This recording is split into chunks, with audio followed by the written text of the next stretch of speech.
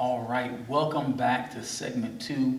If you followed us in segment one, then you have seen that we're dealing with police culture and police training. We're talking about the pain of the black police, pain of the black law enforcement officer, and we're getting some very good information from these black law enforcement professionals, discussions that many of us just didn't know and may not have had. So welcome back, and we're going to continue our discussion. Mr. Taylor, I'm going to start with you. I'm going to tell you a small story because I'm trying to go somewhere. Years ago, when I was a resident of Virginia Beach, I got stopped by a Virginia Beach officer from the 1st Precinct. I could call his name, but I won't do that. He stopped me for a lane violation. I didn't know what that was, so I asked him, I said, well, what is a lane violation? He said, well, your vehicle was not centered in the lane. You were a little closer to the yellow dotted line than you should have been, so I stopped you. Okay, no problem. He then proceeded to say, well, Mr. Armstrong, after he got my license and registration, I smell marijuana in your car. And I became very angry. I said, you're a liar. You don't smell marijuana because there's never been marijuana in this vehicle. And if you think that you get ready to do this to me, I'm gonna make you famous. I'm not scared of you. And then I called the name of his shift supervisor, and the whole conversation changed. He gave my license and registration back, asked me to have a good day. What I'm saying is, one of the things I said to him is, you thought you pulled over someone who was afraid of you. Maybe you thought I had a record. Maybe you thought I had a reason to say, yes, sir. Yes, sir, please don't kill me, sir. But I'm just not that type of person. I would imagine that in your over 40 years, you probably have worked with someone like that. Being a black man and a black law enforcement officer, how do you deal when you have men and women in uniform who you know or suspect have that type of bias, whether it be racial or sexual, whatever it is? And when you're in a situation, if you're with that officer, y'all are working together and you see that type of behavior, because this is what the people want to know. Where are you? Because you're a black man, but you're also a law enforcement officer on duty in uniform. We're talking about culture, police training. We really do believe this is part of the reason why we're seeing some of the craziness that we see. What do you do? How do you handle those things? That too is a very good question, and I remember 30 years ago or even 25 years ago, 20 years ago, you would have to handle that as a black man in a white society. You would have to handle that very delicately. Knowing the supervision above that partner of mine, that perceived racist partner of mine, you would document, and you would document. You would delicately bring that to his attention and just let him know that you didn't appreciate what he had done, but action being taken by upper management, that wasn't likely to be the case. And this is the reason why the young folks are marching. And I don't agree with destroying buildings and all that. I very vocally and adamantly am against that. But I would be lying to you if I tell you that I didn't understand. Let me tell you something. After my wife and I saw what happened to Mr. Floyd for 8 consecutive days, we cried together. We used to ride to work together, ride back. We cried our way to work, cried our way back. I have a social media platform. I stayed off. I'm a minister, right? Man of the cloth. But I can tell you during that 8-day period, not much of my thoughts were very preacher-like. And to be honest with you, you're being transparent, I'll be transparent. I really wanted to go hunt. You understand? I do. And just within the last 2 or 3 days, I heard on the news that there's a policy being put in place for officers that witnessed that type of brutality or racism, they now have a platform to bring that to upper management's attention. And that just did my heart good. How did you deal in that era when you see such blatant mistreatment and those who are sworn to serve and protect, upper management won't make a move? This person is a blatant racist and nothing can be done? I was in the car with a supervisor, lieutenant with my agency at the time, and we were doing covert operations. I could monitor the transmitter that he was wearing. And he and one of the other guys that he was walking through this development with used the N-word. And I looked at my supervisor and he just smiled. Now that was some time ago, but unfortunately things probably haven't changed a whole lot since then. I've been retired 6-7 years now, and I would hope, I would pray things have changed or will be changing very soon. But unfortunately, back 20 years ago, I think that was, it was just something we had to go through as a black man, Right. Black law enforcement officer. Amazing, Mr. King. This is part of the frustration. Of course, I know you understand it. And what we're saying, when I say we, I'm talking about us civilians who are not law enforcement. And of course, we have not lumped all of you in because we do understand that I would go out on a limb and say that most police officers are probably good people and good police officers. But the bad apples certainly do spoil the whole barrel. And for us, for me especially, and I've said this on my show so many times, in the time that we're in now, if you're working with a bad cop, why wouldn't you go nuts to get that person exposed and dealt with? Because that person could cost you your life. Once again, what is it in the culture? What is it in the policy? What is it in the training that makes it so difficult for us to get rid of police officers who behave like that? Why are we seeing this again and again?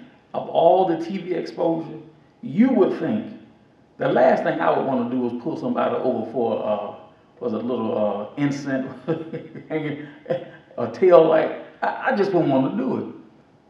Why is it so difficult? What is up with the culture, the training that makes it so difficult to deal with these type of things? I was just thinking to myself about the 3 C's: culture, convenience, and compliance. These 3 words mean a lot to me. And I think I want to start with compliance.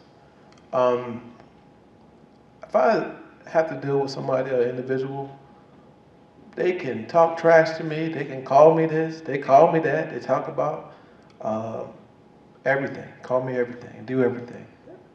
And I don't care what they say, as long as you do what I say at the end of the day. I got 12 and a half hours, okay? Take your time, slow down. That's called voluntary compliance, all right? The convenience is I see some officers, they want it now. They so in a rush to get it done. I'm like, no, I don't get paid no extra to move no faster. And sometimes when you move too fast, you make mistakes. So you slow down. That's convenience.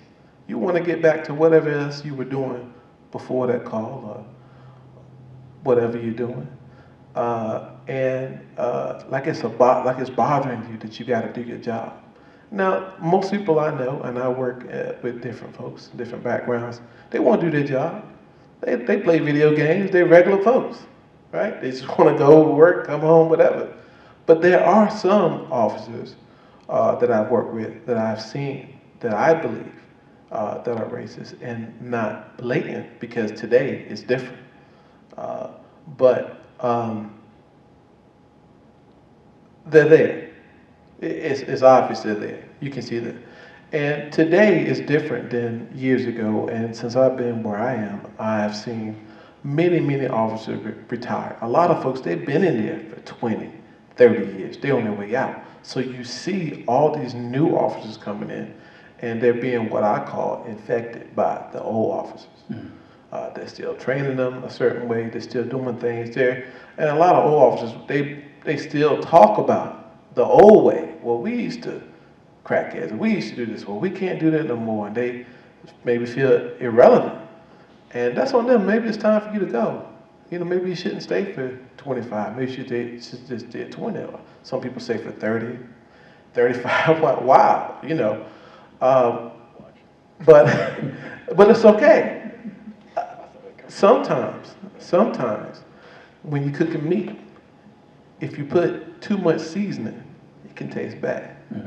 All right, so you got to find the balance there. Not too much salt, but just enough. That's the same thing with people and officers, and I see some of those. Now, I've worked with some fantastic officers. I've seen them go there. They just want to do their job and go home, and I appreciate that. We have a duty to intervene, and they're codifying it. It should already be this common sense. If you see somebody doing something wrong, you should say something to that person and stop them. The other seed I want to talk about is culture.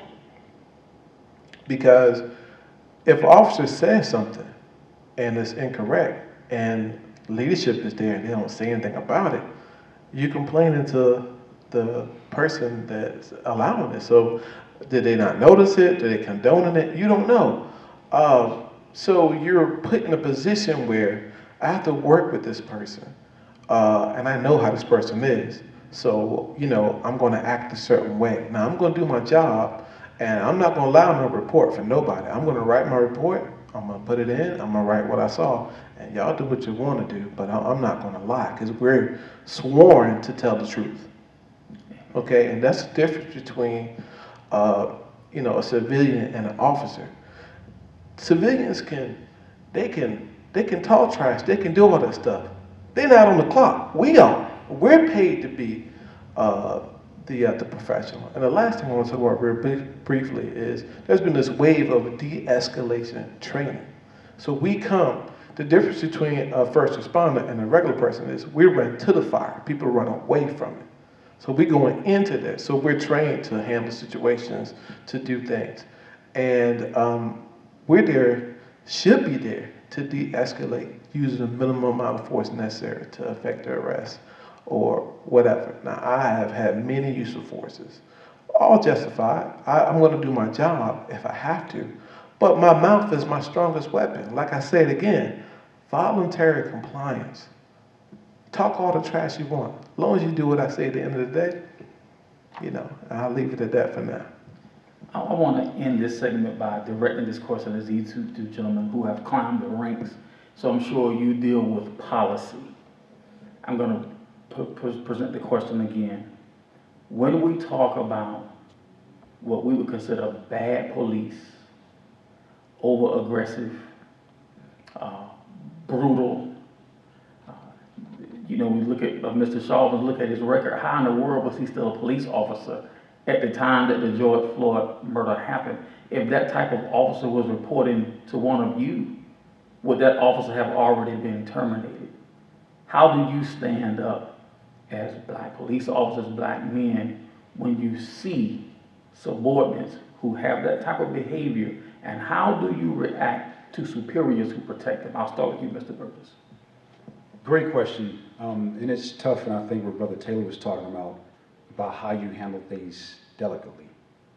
You have to understand your position, all right? At the end of the day, you don't make that final call. I've investigated cases, excessive use of forces or just use of force in general. And when you push those things up to your higher-ups and you know for a fact that this individual violated policy and their actions are just, you know, swept under the rug, that's challenging. You know, because one of my goals, like I said earlier on in the agency at my level, to make things fair for everybody, first of all. But now, you know, I got the people of color looking at me like, look, you know, if that was me. And so what I do, I present that delicately with a closed door meeting with my higher ups. Like, look, I've investigated this case previously. This happened to this individual. Now, I don't know what type of track record they had previously before I got in my position, and this is a similar situation. So I've learned to navigate that professionally. But that's tough because it's almost like you're biting your tongue. You're trying to be careful. Because a couple of us, we work for elected officials. Not saying this would happen, but you can just get let go at the drop of a dime. And I got a mortgage to pay. Right. But at the same time, I've been raised with some values to attack things. Now, I've always raised my kids, the badge. I love the badge. I've always worked hard at what I do, but at the end of the day, I'm a man. Right. Now I'm finding myself, questioning myself, okay, you're a black man that's a captain, and you got to deal with the situation as such. This person violated policy. This person has a close relationship with the higher ups. But at the end of the day, I call some of my individuals that mentor me, that are police chief in various agencies, and they help me navigate that. But I got to deal with it head on. Now at the end of the day, if they don't handle that individual, that's their call, and they have to deal with that karma, I guess. Right. At the end of the day. Appreciate it. Mr. Peters. That's a tough one. So when you look at the history of the relationship between black people and the police, and how black people have been climbing the ranks to get to positions where they can make change, just getting here does not mean change is going to happen. Policing has been a white male-dominated career for as long as it's been on Earth. So you look at where we're coming from, where we're going, what we're trying to do, you have to understand it's like in any other profession. It's a very delicate walk to affect change. And, I'll tell you, I know in 1966, my father was one of the first 2 black men to graduate to Ohio State Patrol. In 2016, I was the first black man to be a command staff member at my agency. So you look at what we're trying to do and where we're trying to go and how we're trying to get there, the change is not going to come overnight. So you have this career that you've seen in the history books, and you've seen in time, and you've seen in different places, and with the invention of cell phone cameras, you're actually seeing what people have been complaining about by some officers, some bad ones. So when we get to those positions and we say, okay, we want this to happen, it's like John said, it's a recommendation. We get the folder, we look at it, we give our recommendation, and it goes higher. When it gets higher, it's out of our control. We can put our recommendation down. And what people still have to understand is this career is still a career.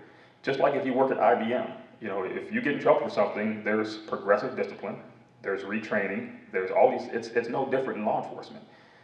And I've heard people, why don't you put their personal record out there? Well, it's still a career. Right. They still have a right to some privacy. Just because we're elected or we work in the public eye does not mean that our right to privacy goes away.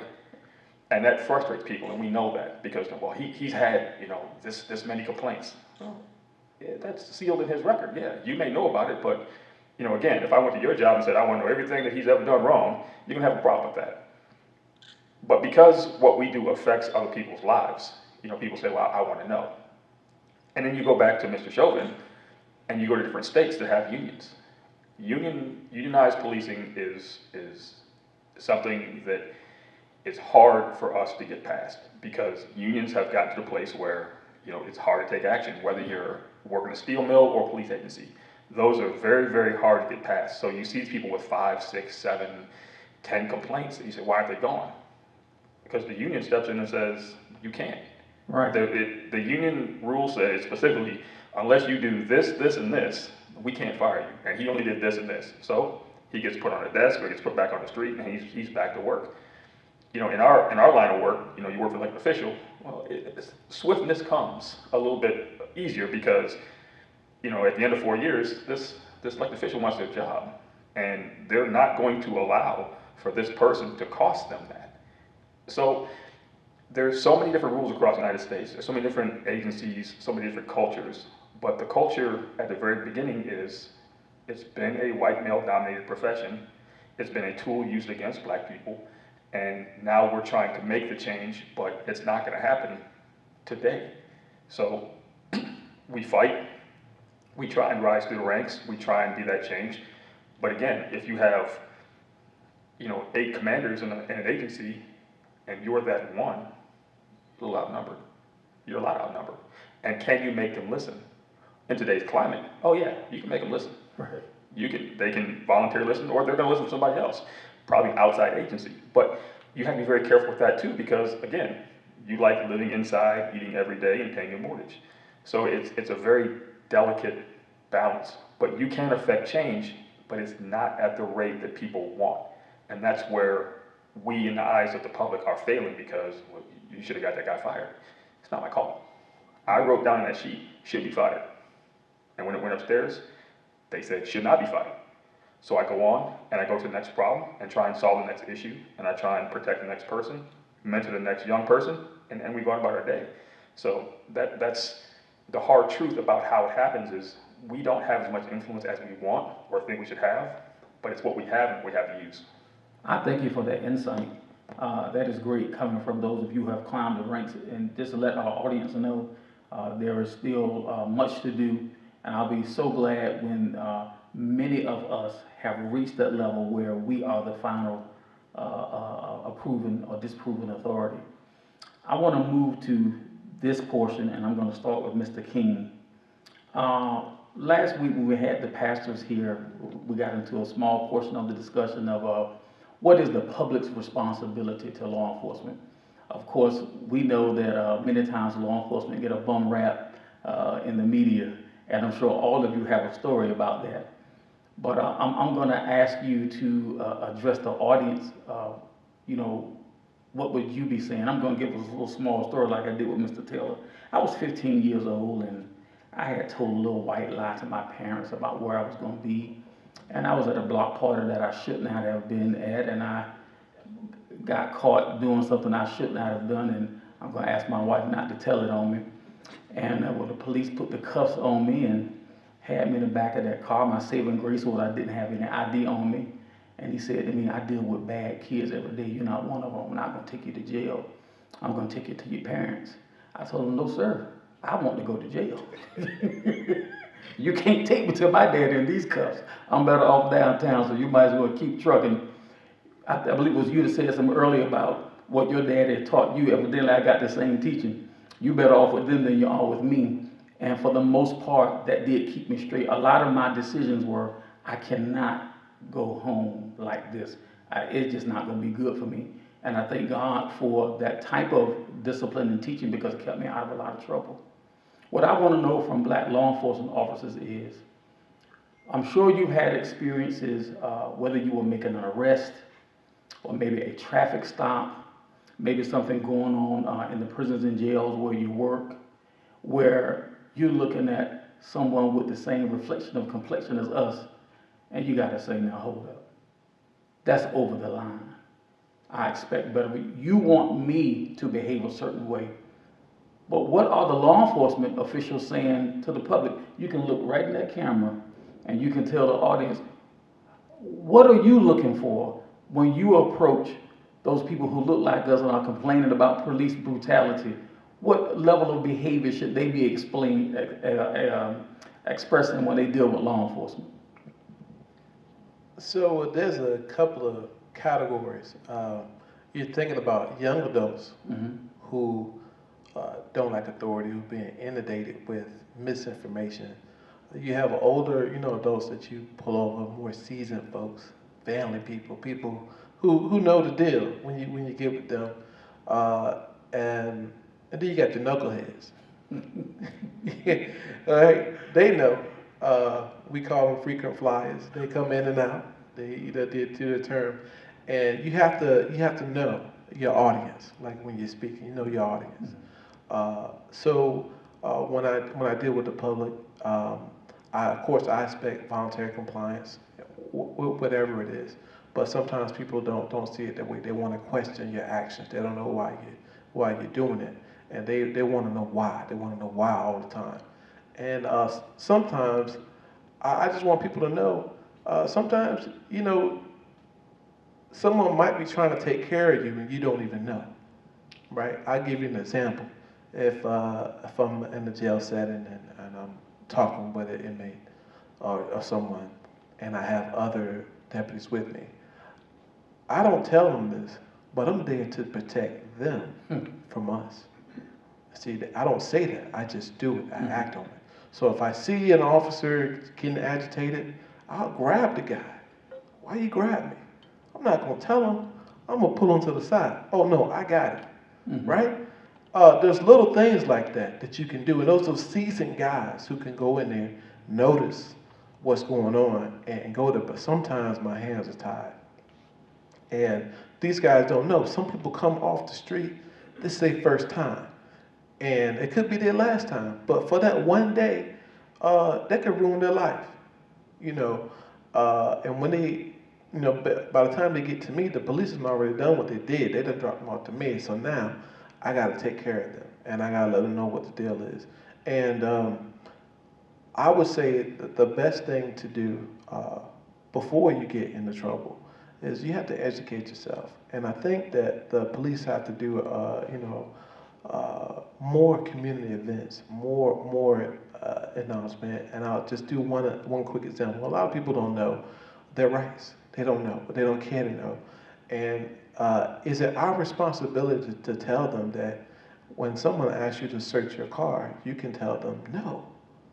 You know, can you notice these signs of what's going on when it's happening? Somebody asks you an off-the-wall question, where are you going? Mind my business, I gotta tell you, you know, whatever. But should you get upset when you see somebody not, that you perceive that they're doing, trying to do you harm or trying to get you hung up? So, I mean, there's so much, we could talk all day about it, but I just want to end the saying, look, folks, it starts young, and we have to teach our children to turn off the internet and the TV. And we've learned this since COVID, that we're spending time with our children more, educating them ourselves before they get to TV, before they get to the internet and these things. And then after that, we really have to have these talks, and not when it's convenient, but when it's inconvenient, not when something happens, that we prepare ourselves to be respectful, to do what we have to do to stay alive on one hand, but on the other end, you know, even if you do get incarcerated too, to have yourself mentally prepared for what you have to do. Appreciate that. Mr. Taylor, I'm sure you're at the stage now where you are doing mentoring, and if you had a little Timmy sitting in front of you, little bad Timmy, and you're trying to give him some advice to get through law enforcement interaction because you don't want to see another young black brother beaten or mistreated, what kind of advice would you give him, being that you've had over 40 years of law enforcement experience and you know what's out there? What should we be telling our young black people, those Gen Z folks, those millennials who have so much fire and rebellion because of the negative things that they see? How should they be behaving towards law enforcement? Well, unfortunately, they haven't been exposed to the discipline that I and Brother Burgess and some of the other panel members have been exposed to. Let's say they have not. In most cases, they haven't. I would want to introduce them to the type of discipline, not necessarily physical discipline, but I would like to remind them or inform them of the type of discipline that we were exposed to in our youth, and let them know how that discipline has gotten us over to this point. Hopefully, that will have some bearing on how they proceed through the rest of their youth and the next few years. This is a tough time that we're living in. I would want them to know that they too have a responsibility in their interactions with law enforcement. Compliance, yes, compliance, but I don't suggest that they be abused at any point. Law enforcement has a responsibility to treat us or them like human beings And if not, it should be documented and reported to authorities. Thank you. Mr. Peters, I want to come to you with that. I'm sure that you see some interesting things. I'm going to tell you a quick story to kind of put it in perspective. So I was out one day and a tree had fallen across the interstate, and I was out handling that issue, and I had the entire interstate shut down. And I see this Honda Civic coming up the shoulder, passing everybody, past me, and just decided, you know, it was just going to go. So I had the situation cleared up and went and stopped the vehicle. Walked up, young black lady, young black man sitting in the car.